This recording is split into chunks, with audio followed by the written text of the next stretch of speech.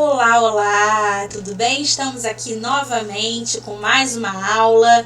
Hoje vamos falar sobre instrumentos financeiros, mercados derivativos e gestão de riscos, esse tópico especial aqui da nossa disciplina.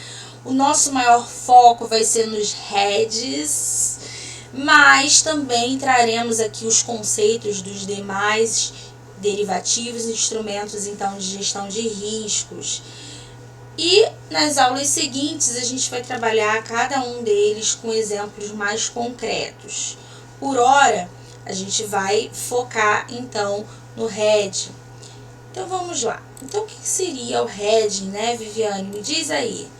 As operações de hedge são estratégias estabelecidas pelas empresas ou investidores em geral, voltados à gestão de riscos de seus ativos, visando dar proteção, cobertura contra os riscos. São instrumentos de proteção e permitem que uma empresa que não queira assumir determinado risco consiga então transferir para outros agentes. Vem aqui comigo. O melhor paralelo que eu encontrei para explicar para vocês, para além dos conceitos que eu vou aqui trazer, é com a situação dos seguros, né? Tenho um veículo, moro no Rio de Janeiro, sei dos riscos envolvidos, né?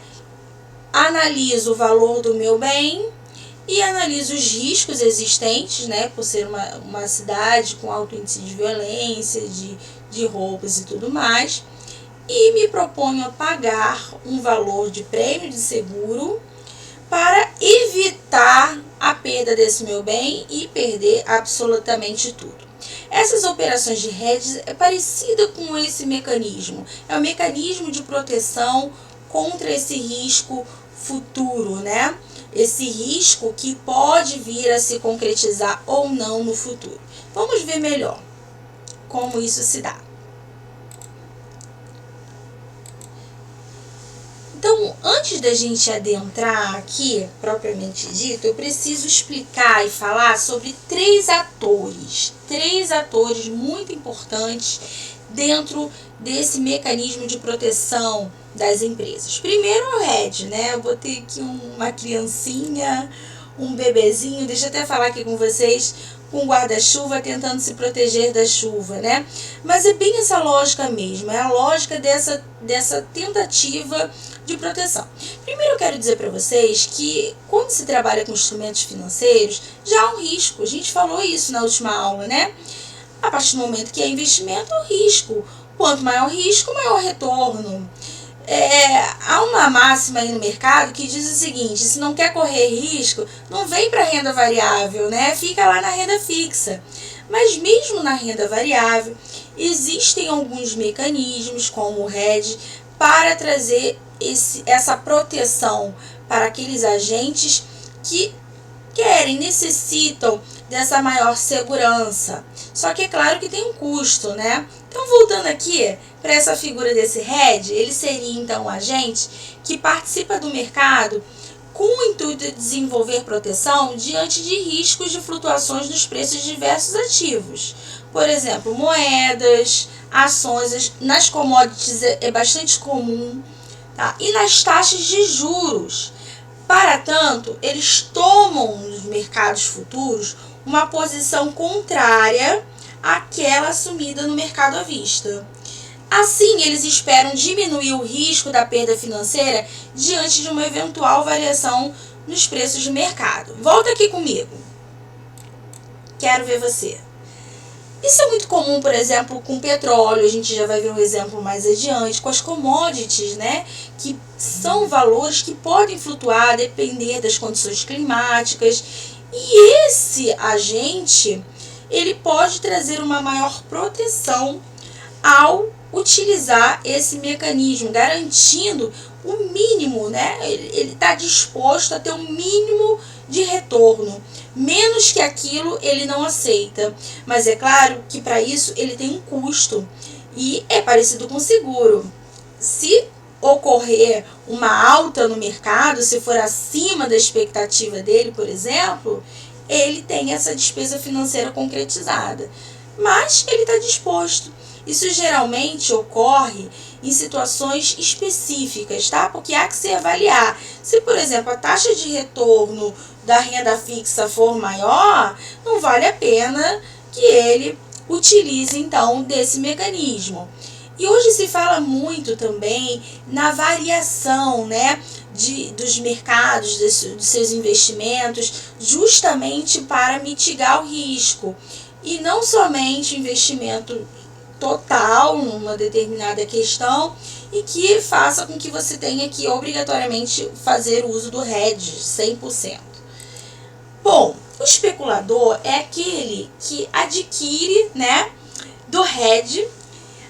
Ele espera ter ganhos financeiros com uma participação de especulação. Aqui no Brasil nós temos um mercado especulativo muito grande, tá? Então aqui ele assume o risco das variações de preço, é isso que ele faz, e ele se baseia então na especulação. Existem alguns mecanismos, né, que esses especuladores utilizam, mas o estudo de mercado tende a diminuir bastante esse risco para ele também. Então, basicamente, ele quer ganhar, né? Ele quer ganhar, então ele oferece opções de compra, por exemplo, opções de venda, ou melhor, ele contrata, ele aceita essas condições com uma expectativa de rentabilidade futura. É o especulador. Sem essa figura, é impossível que ocorra essas operações de proteção, né? Então, há que ter alguém com essa expectativa. Por fim, temos também a figura do arbitrador, que é o participante que procura tirar vantagens financeiras quando percebe que o preço de 2 ou mais mercados estão distorcidos. E aí ele opera com baixo nível de risco e a sua importância para o mercado está na manutenção de certa relação entre os preços futuros e à vista. E aqui eu preciso falar para vocês sobre um ponto muito importante. Vai ficar mais claro quando a gente vê o exemplo, mas já dá para vocês entenderem. Bom, nesse caso, é feito, por exemplo, que a gente vai trabalhar no hedge, opções, por exemplo, de compra ou opções de venda, em que os valores tendem a ser valores mais baixos. Então, para ele entrar nesse sistema de proteção como especulador ou como arbitrador ou até mesmo o próprio hedge, são valores menores do que se o especulador, por exemplo, tivesse que adquirir as ações pelo seu valor total. Então, num primeiro momento, o investimento ele é baixo. Então, essa é uma das vantagens desse modelo, tá? Mas precisa estudar, analisar o mercado. Como eu disse para vocês, eu não sou especialista na área. Volto aqui para falar, não sou especialista na área. Então, é muito estudo, né, para que eu consiga apresentar um material aqui de qualidade para vocês.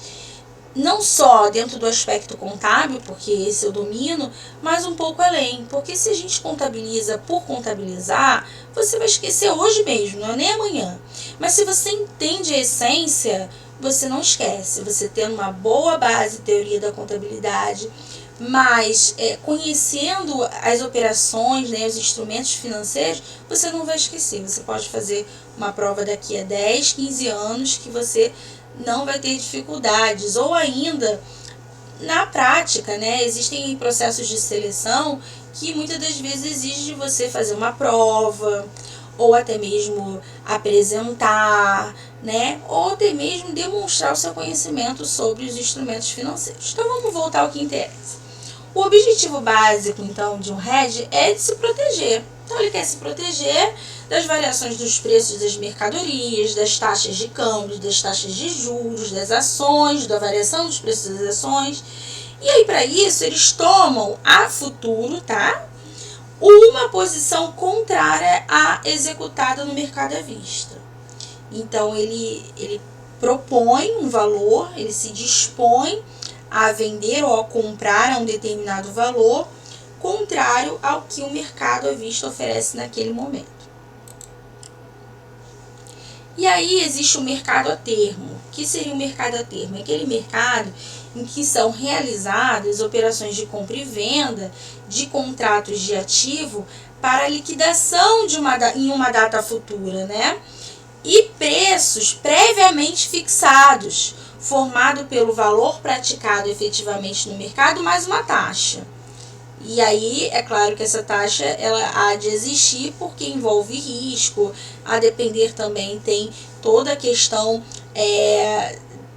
dos envolvidos, né, nessas negociações, essa remuneração.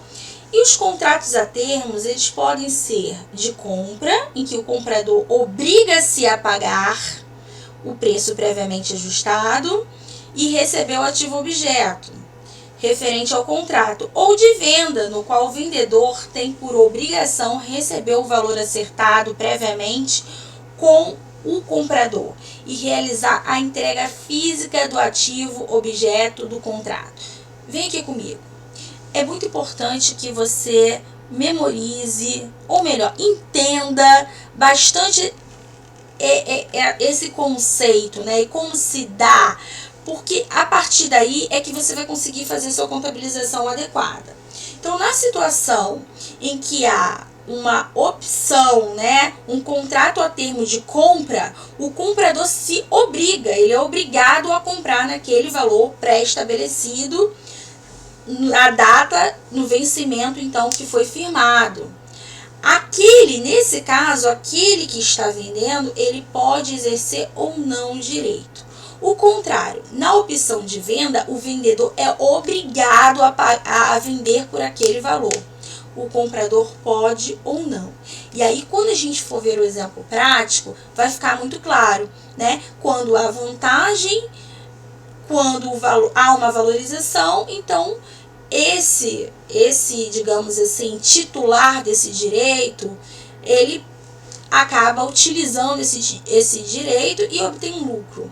Caso contrário, né, quando há um valor menor do que o esperado, o mercado se concretiza com um valor maior, ele pode abrir mão desse direito, tá? Porque ele pode ou não.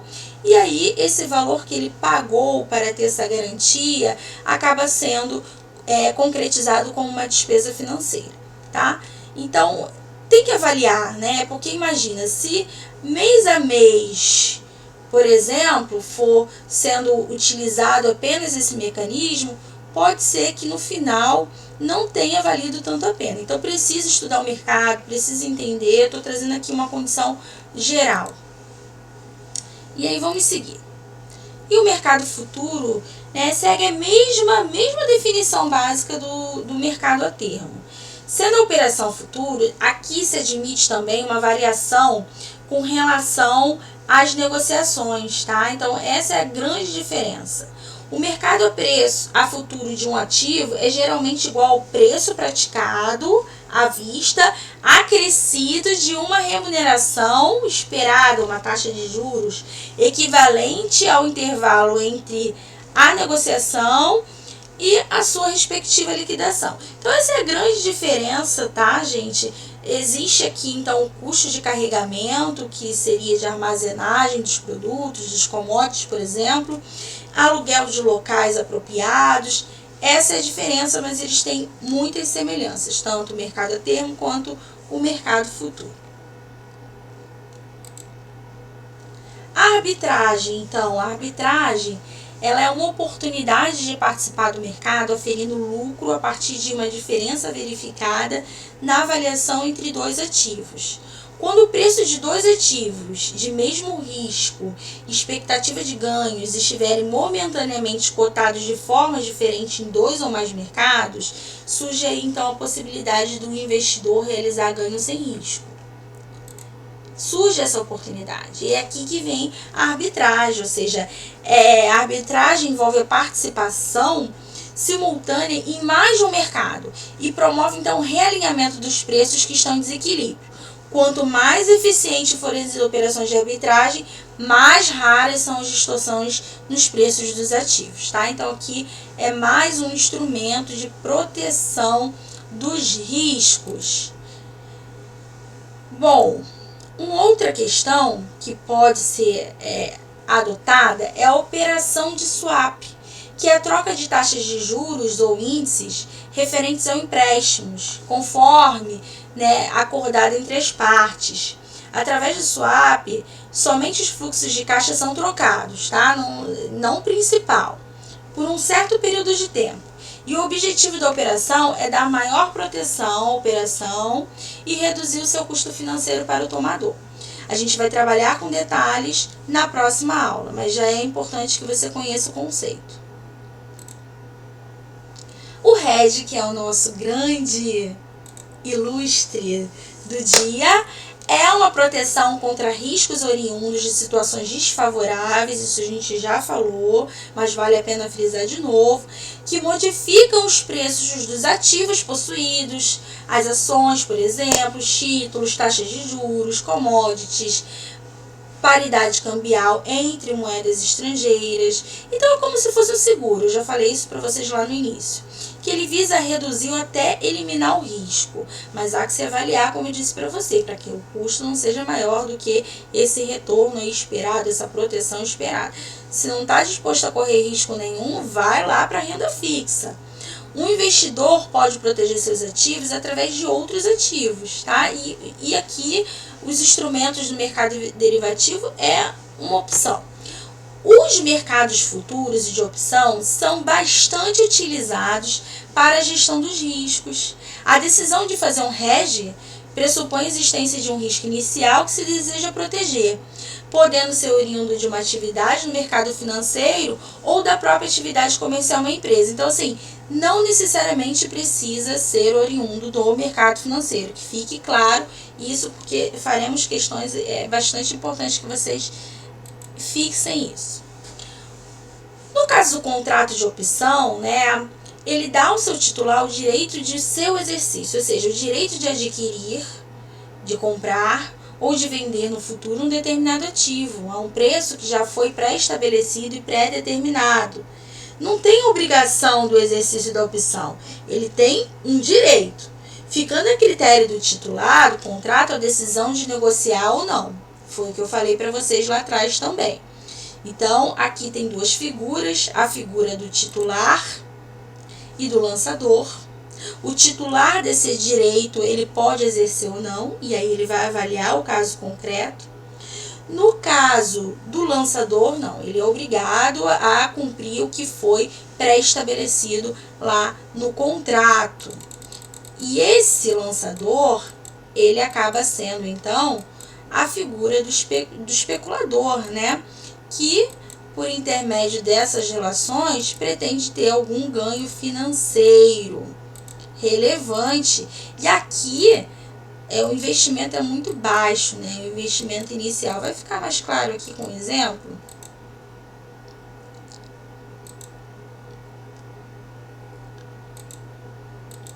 Aqui, vamos a esse exemplo. A empresa Alfa, nesse caso, ela é titular do direito, ou seja, ela pode exercer ou não.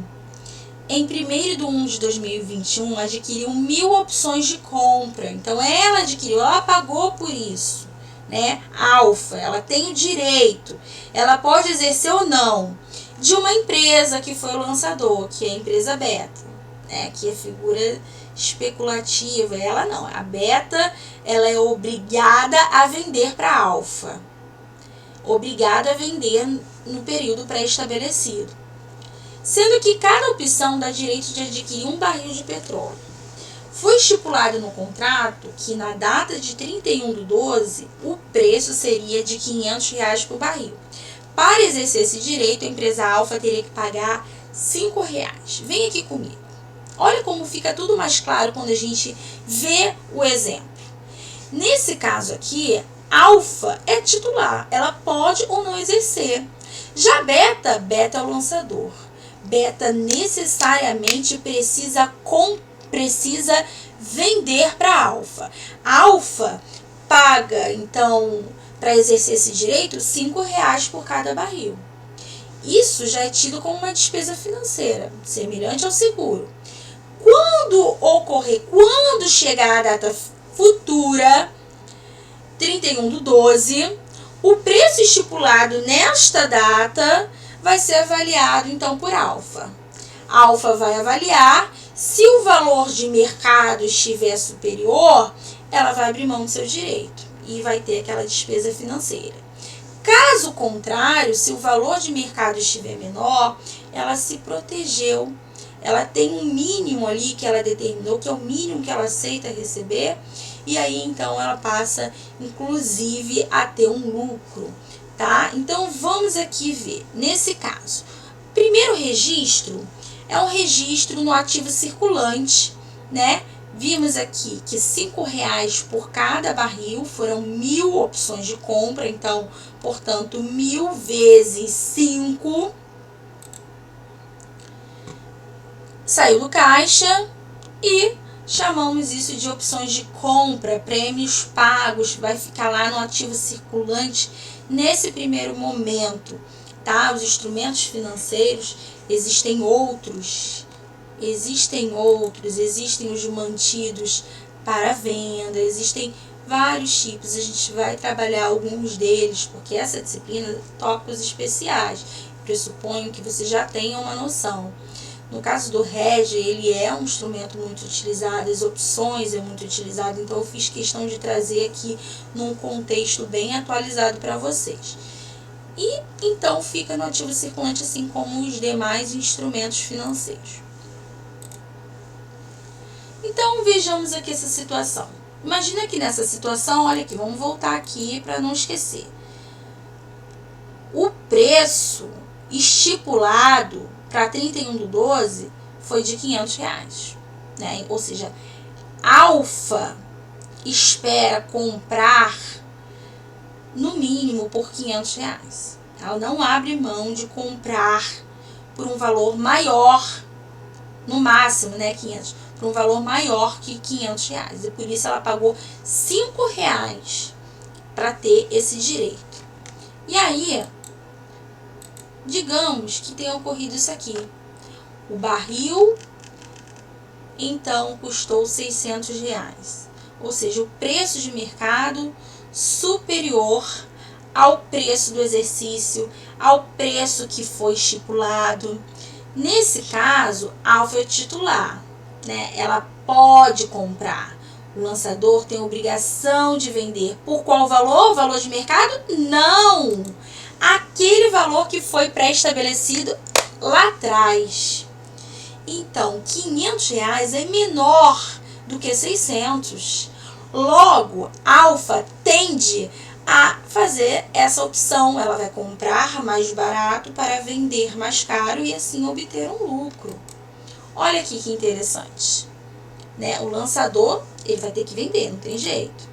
Então, nesse caso, o registro vai ser assim. A gente já tinha feito um registro inicial de opções de compra, prêmios pagos, chegou o final do exercício, foi feito o uso, então, desse prêmio, dessa opção, igualzinho seguros, tá, gente? Seguros pagos antecipadamente. À medida em que vai ocorrendo a competência, a gente vai registrando como despesa. Mesma lógica, tá?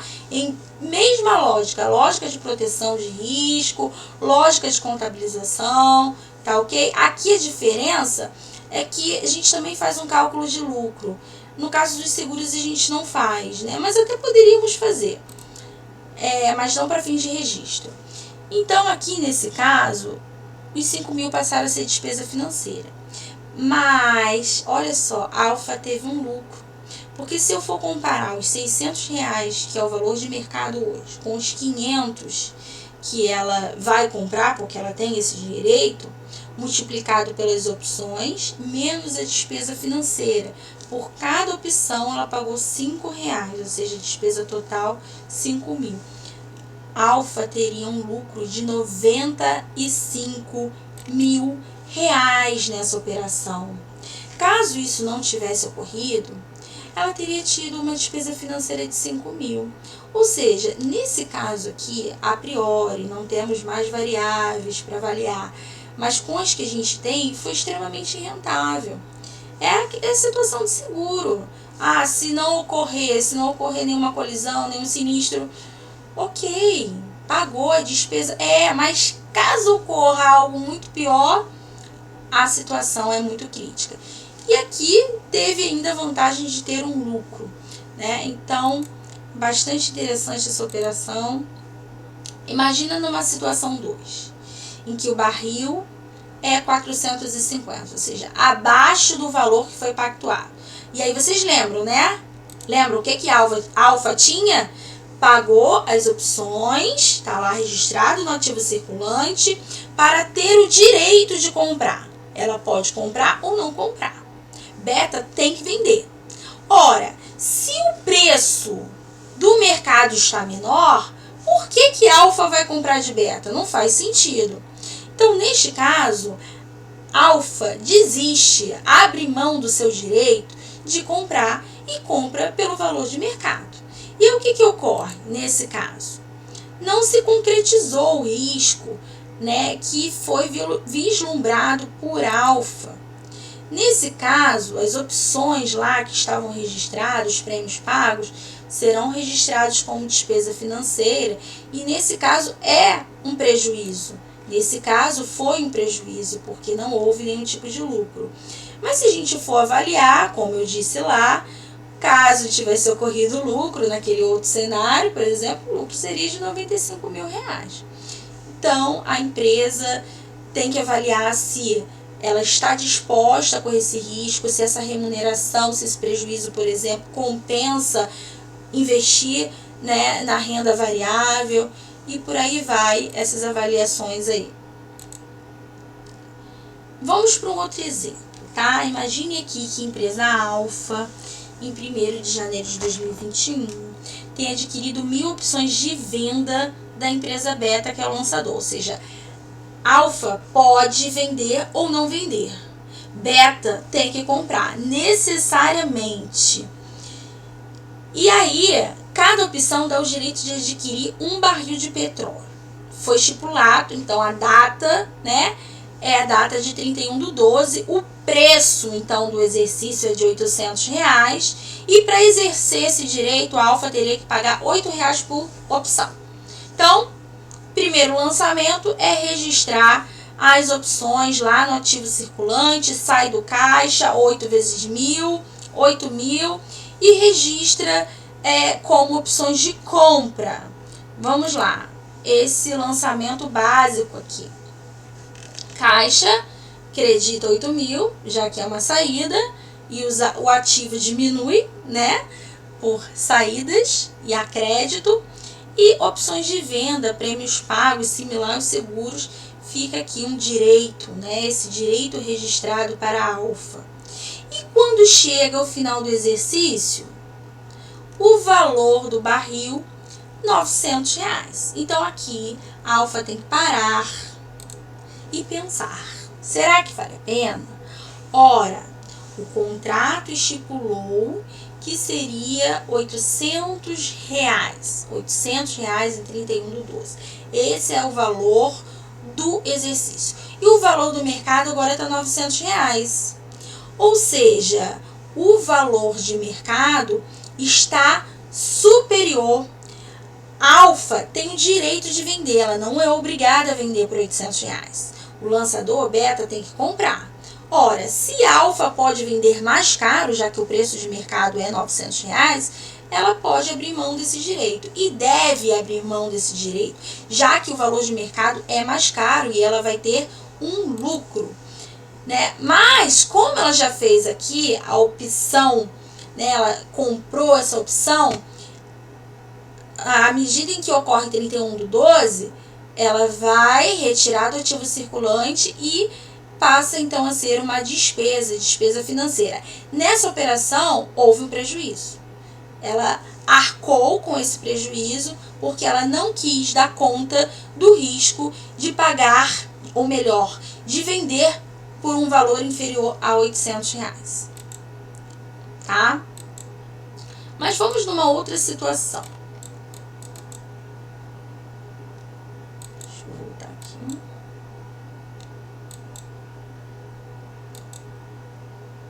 Uma situação 2, né, em que o barril, o valor de mercado, é inferior ao valor que foi pactuado para 31/12. O valor do exercício pactuado de R$800 é maior do que o valor de mercado. Nesse caso, alfa tem o direito de vender ou de não vender. Beta necessariamente tem que comprar. Ora, se o valor de mercado está inferior, alfa tende a ter um melhor resultado se ela fizer uso, então, da sua opção de compra lá atrás. E aí, nesse caso, ela vai então, vender para o lançador, que tem que comprar por R$800. E aí, nesse caso, fica assim um lançamento. Aqui tem um lucro. Por quê? Porque o valor de mercado menos o valor do que ele vai comprar, vai vender, pela opção de venda e beta vai ter que comprar, multiplicado pelo número de opções, menos a despesa financeira, aqui o lucro seria de R$92 mil. Então, esse é o lançamento. E aí, pessoal, deixa eu falar aqui com vocês. Teremos exercícios lá na plataforma para vocês, tá? Alguns exercícios, são poucos, 5. E a próxima aula será então para a correção desses exercícios. Eu vou deixar o vídeo gravado, estarei à disposição de vocês no grupo do WhatsApp, aqui na plataforma. Espero que vocês tenham gostado. Quaisquer dúvidas, entre em contato comigo e vamos lá, que agora é hora de se exercitar e concretizar tudo isso que falamos aqui. Um forte abraço!